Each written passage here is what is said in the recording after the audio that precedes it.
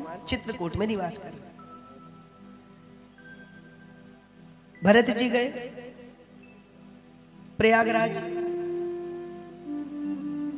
और स्नान किया। कहां पर? त्रिवेणी। गए जी आप में से कोई प्रयागराज? आप गए? हम तो अब तक भी नहीं गए।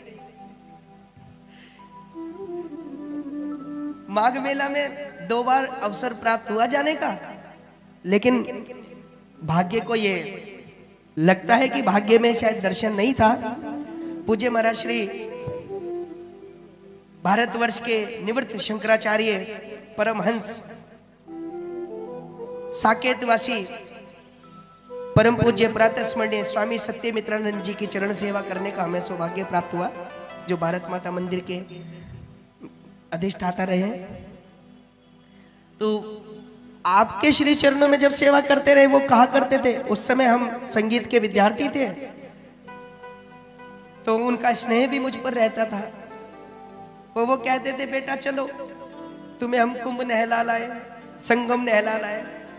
लेकिन हम अब तो ये कह सकते, या तो हम मूर्ख थे या बालक बुद्धि रही होगी। हम भगवान स्वयं कह रहे हैं कि हम तुम्हें अपना धाम का दर्शन करा दे, और हम इतने मूर्ख रहे कि हमने भगवान को मना कर दिया। अब अफसोस होता है। अब प्रयत्न करते वहां जाने का, तो कोई ना कोई कार्य बीच में पड़ जाते हैं। जैसे कई बार कथाओं का कार्यक्रम का शेड्यूल ऐसा रहता है, फिर कहीं ना कहीं मिलने जुलने का जो वो रहता है शेड्यूल, तो उसमें आने जाने का समय सुनिश्चित नहीं हो पा रहा है। पर अब हम सोच रहे हैं कि भगवान की कृपा रही तो प्रयागराज जी में जाकर भगवान की कथा गंगा जी को सुना के आए। बोलिए गंगा मैया की। अच्छा, प्रयागराज में त्रिवेणी संगम है जी, है। लेकिन तुलसीदास जी कहते हैं त्रिवेणी में स्नान किया किसने? सब लोगों ने। और फिर भरत जी गए, खबर लीनी सब लोग नहाए, कीन प्रणाम त्रिवेणी नहाए। सब लोगों ने स्नान कर लिया, खबर ली, बहुत सुंदर। सब लोग प्रयागराज जी में नहा रहे हैं, और कीन प्रणाम त्रिवेणी नहाए। लेकिन जब भरत जी संगम स्नान के लिए गए, तो तुलसीदास जी कहते हैं, सभी दिशिता सित नीर नहाने, सभी दिशिता सित नीर नहाने, सभी दिशिता सित नीर नहाने, सभी दिशिता सित नीर नहाने। आदि एक दान महीसुर सम्माने, दान महेश्वर सम्माने। देखत श्यामल धवल हिलोरे, देखत श्यामल धवल हिलोरे, देखत श्यामल धवल हिलोरे, देखत श्यामल धवल हिलोरे। पुलक शरीर भरत कर जोरे, पुलक शरीर भरत भर जोरी। पुलक शरीर, पुलक शरीर, पुलक शरीर भरत। तुलसीदास जी कहते हैं, जब सब लोग नहाए तब तो वो त्रिवेणी है, और जिस समय भरत जी नहा रहे हैं तो सीता शीत, यानी कि एक सफेद धारा है और एक श्यामल धारा है। श्यामल धारा कौन सी है? जमुना जी, और गंगा जी श्वेत धारा। सरस्वती जी का वर्णन ही नहीं है जिस समय भरत जी नहा रहे हैं। उससे पहले त्रिवेणी नहाए, और जब भरत जी नहा रहे हैं तो देखे देखत श्यामल धवल हलोरे। अच्छा, तो फिर भरत जी 2 धाराओं में क्यों नहाए? तीसरी धारा का वर्णन क्यों नहीं? तो पूज्य गुरुदेव इसका सुंदर व्याख्या करते हुए अपने आख्यान में कहते हैं कि जिस समय भरत जी नहाने जा रहे हैं तो उन्होंने गंगा जी को प्रणाम किया, यमुना जी को प्रणाम किया। किसी ने कहा सरस्वती जी को प्रणाम करो, बोले नहीं। क्यों? बोले इनके कारण ही तो हमारे भगवान वनवास आए, इसलिए दो धाराओं को भरत जी प्रणाम करते हैं। अच्छा, तीसरी धारा सरस्वती जी की, वो वैसे भी अदृश्य है, वो दिखती है नहीं। तो कहो तो एक भाव ये भी है कि तीसरी धारा जब अदृश्य है तो उसका वर्णन ही क्या करना। हमारे भारतवर्ष के गौरव महामहिम पंडित श्री मदन मोहन मालवीय जी एक बार इलाहाबाद गए, प्रयागराज, किसी कार्य से। तो जब वो नहाने चले गए, जब वहां चले गए, कार्य निपटाया, अब उन्होंने सोचा जब संगम जी आए हैं तो क्यों ना पितृ तर्पण के लिए एक संकल्प कर ले। तो वहां के जो उनके अपने पंडा जी थे, उन्होंने उनसे निवेदन किया कि चलो संगम में चल के संकल्प करना है, हमारे साथ चलो। पंडा जी बोले चलो ठीक है। पर पंडित मदन मोहन मालवीय जी ने हाथ जोड़कर निवेदन किया, महाराज जिस समय आप संकल्प बोलोगे संस्कृत का एक एक शब्द शुद्ध होना चाहिए, शुद्ध संस्कृत, शुद्ध उच्चारण।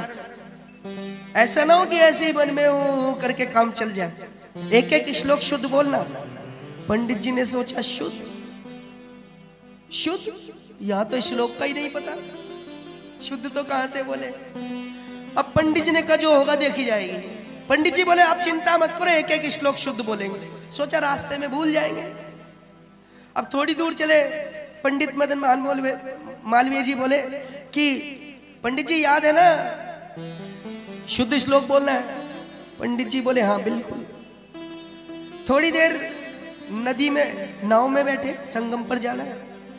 तब पंडित जी ने कहा पंडा जी से, पंडित जी याद है ना शुद्ध श्लोक बोलना है। पंडित जी बोले ये तो पीछे ही पड़ गए। हाँ हाँ बिल्कुल बिल्कुल शुद्ध श्लोक बोलेंगे। अब बीच में पहुंच गए संगम जी पर, और संगम जी पर जब पहुंचे तो पंडित जी को ये बात, पंडा जी को याद थी कि शुद्ध श्लोक की बात चल रही है।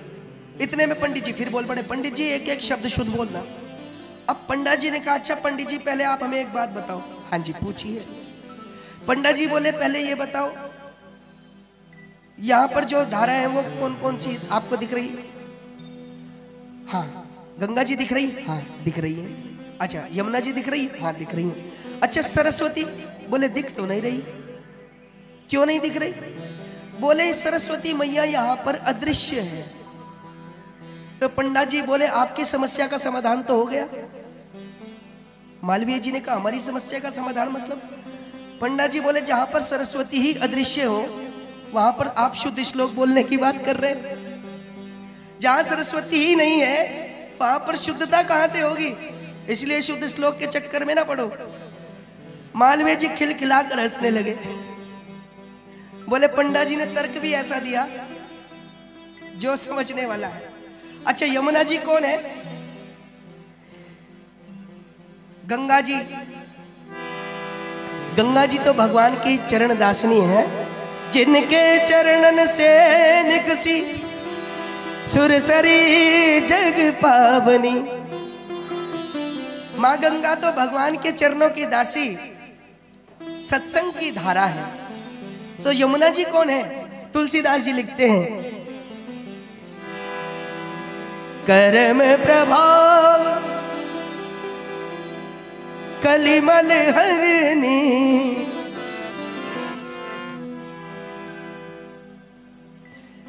कर्म कथा रविनंदनी बरनी। यमुना जी है कर्म की धारा, कर्म कथा रविनंदनी बरनी, सूर्यदेव की पुत्री, कर्म का फल देने वाली है। और गीता में भगवान कहते हैं अवश्यमेव भुक्तव्यम कृतम कर्मम शुभाशुभम। अपने द्वारा किए हुए कर्म का शुभ अशुभ फल व्यक्ति को प्राप्त करना पड़ता है। अच्छा हम आपसे पूछते हैं ये बात सही है कि गलत?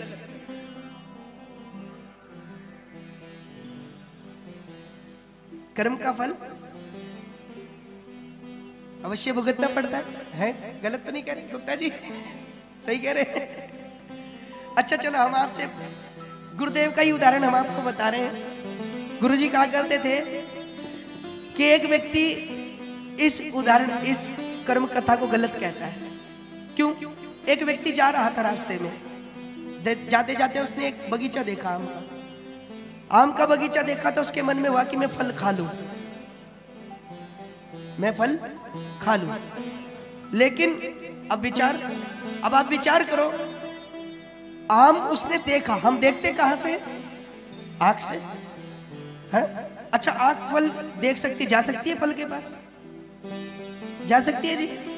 नहीं जा सकती। जाएगा कौन? पैर। अच्छा, जिसने देखा वो गया नहीं, और जो गया उसने देखा नहीं। लेकिन गजब की बात कि पैर फल के पास जा तो सकते हैं, लेकिन फल को तोड़ नहीं सकते। तोड़ेगा कौन? हाथ। गजब की बात, जिसने देखा वो फल के पास गया नहीं, जो गया उसने फल तोड़ा नहीं। देखा आंखों ने, पहुंचे पैर, फल तोड़ा हाथ ने। इतने में वो फल तोड़ तो लिया। हाथ फल तोड़ सकता लेकिन चख नहीं सकता। चखेगी कौन? रसना। जो देखता है वो जाता नहीं, जो जाता है वो तोड़ता नहीं, और जो तोड़ता है वो चखता नहीं। गजब की बात की भोजन हम मुख से चखते तो हैं लेकिन रखते नहीं। रखेगा कौन? पेट। जो जाए, जो देखे वो तोड़ नहीं रहा, जो देखे वो जा नहीं रहा, जो जा रहा है वो फल तोड़ नहीं रहा, जो तोड़ रहा है वो चख नहीं रहा, और जो गजब की बात, जो चख रहा वो भी रख नहीं रहा। इतने में बाग का माली आ गया, और माली ने उठाया डंडा, जोरदार सरसराता हुआ डंडा सीधे पीठ पर रखा। अब बताओ, पीठ बेचारी ना लेने में न देने में। एक संत के पास वो व्यक्ति गया, बोला गुरुजी आपका तो ये विधान गलत है। संत ने कहा क्या हुआ? उसने पूरी कथा बता दी। संत बोले हम सही हैं, तुम गलत हो। क्यों? बोले तुम्हारे प्रश्न का उत्तर भी इसी में। कैसे? बोले डंडा जब तुम्हारी पीठ पर पड़ा और डंडे की गर्मी से दर्द हुआ तो आंसू कहां से आए? आंखों से। फल किसने देखा था?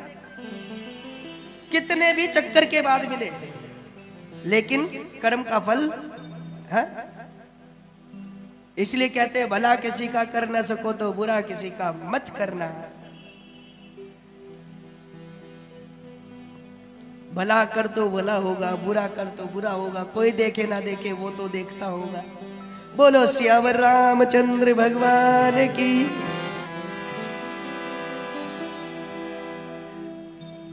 भरत जी ने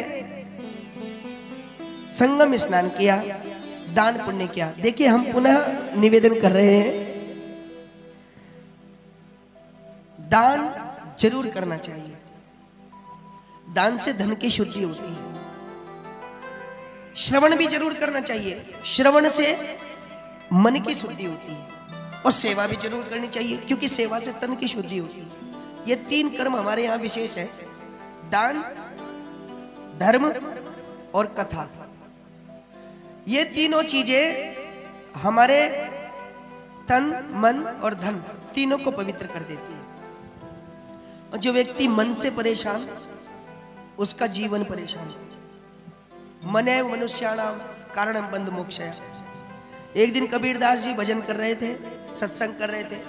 कबीरदास जी एकदम बोल पड़े, एक अचंबा हमने देखा, बंदर दूहे गाय, दूध दूध सब खुद पी जाए, घी बनारस जाए।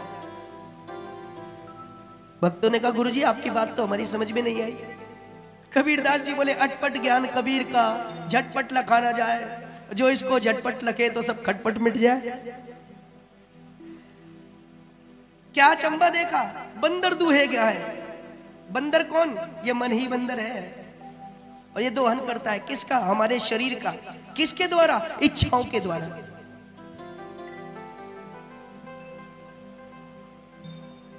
इच्छाओं के द्वारा हमारे मन का दोहन होता है। सुमति कुमति सबके उड़ रहे हैं। हमारे मन में दो प्रकार की मति होती है ना, सुमति कुमति। हम सोचते हैं ये चीज अगर हम ले लेंगे तो ये हमारे शरीर के लिए नुकसानदायक है, ये हमारी सुमति कहती है। इतने में कुमति रूपी मन कहता है अरे कहाँ इसके चक्कर में पड़ रहे हो, इसको क्या पता स्वाद का आनंद क्या होता है, खाओ पियो ऐश करो। कल किसने देखी? कहते कि नहीं, कई लोग कहते अरे भैया जो खाया वही अपना है। अरे ये तो देख ले कि हम खा क्या रहे हैं। बोलो सियावर रामचंद्र भगवान की। तो ये मन हमारा दोहन करता है इच्छाओं के द्वारा। तब हम जो शास्त्रीय मर्यादाएं हमारे ऊपर लिखी हैं उन मर्यादाओं को भूल जाते हैं। उसके बाद क्या होता है, घी घी आप अहू पी जाए और घी हूँ बनारस जाए, दूध दूध सब दूध दूध खुद पी जाए। हमारे शरीर का जो ताकत है, हमारे शरीर की जो मेहनत है, या हमारे शरीर की जो जवानी है, वो तो इच्छाएं पी जाती है। फिर गेहूं बनारस जाए, फिर बुढ़ापे में हम कहते हैं मंदिर जाना चाहते हैं पर घुटनों में दर्द हो रहा है, क्या करें महाराज। हमारा बड़ा मन है भगवान के मंदिर में जाने का, पर क्या करें, सर्दी लग गई है, बुखार हो गया है। हमारे गुरुजी कहते थे, बेटा 60 साल की उम्र में अगर किसी का शरीर निरोगी रह जाए तो समझ लेना कि उसने अपने जीवन में करोड़ों रुपया कमा लिया। समझे आप? इसलिए पहले शरीर की सुरक्षा। इसलिए तो कहते हैं पहला सुख निरोगी काया। भगवान का भजन तो भैया निरोगी मन से होता है। अब आप सोचो, फूल जब ताजा रहता है तो ही भगवान को चढ़ाया जाता है, बेला कुचला थोड़ी चढ़ाया जाता है? ऐसे ही थोड़ी। और हम अपना जो शरीर रूपी फूल है वो हम कब चढ़ाते हैं? जब बिल्कुल जर्जर हो जाता है, बिल्कुल बुरी हालत में, तब हम भगवान को समर्पित होते, समर्पण करने जाते हैं। हाँ? मैं एक दिन एक गीत सुन रहा था यूट्यूब पर, बड़ा अच्छा लगा मुझे वो। भजन कर मस्त जवानी में बुढ़ापा किसने देखा, हो जब तुम अंधे हो जाओगे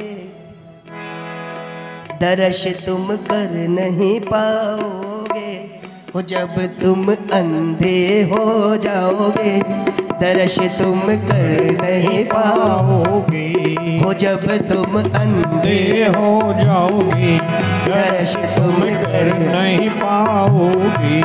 दर्श कर मस्त जवानी में, दर्श कर मस्त जवानी में बुढ़ापा किसने देखा है, दर्श कर मस्त जवानी में बुढ़ापा किसने देखा है। भजन कर मस्त जवानी में बुढ़ापा किसने देखा है, भजन कर मस्त जवानी में बुढ़ापा किसने देखा है। वो जब तुम बहरे हो जाओगे, वो जब तुम बहरे हो जाओगे भजन को सुन नहीं पाओगे, भजन तो सुन नहीं पाओगे। भजन सुन मस्त जवानी में, भजन सुन मस्त जवानी में बुढ़ापा किसने देखा है, भजन सुनो मस्त जवानी में बुढ़ापा किसने देखा है। आ भजन कर मस्त जवानी में बुढ़ापा किसने देखा है, भजन करो मस्त जवानी में बुढ़ापा किसने देखा है। एक दिन हम किसी के मुख से सुन रहे थे कि मृत्यु जो है वो 4 घंटी बजाती है। सबसे पहले हमारे बाल सफेद होते हैं कानों के ऊपर के ना, है नहीं? तो मृत्यु पहली घंटी बजाती है, भैया अब मेरा समय शुरू हो रहा है, अब भगवान के भजन में लग जाओ। लेकिन हम बड़े चतुर हैं, हम कहते हैं बाल सफेद, भगवान को भी तो इंसान तो भगवान को भी धोखा देना जानता है ना।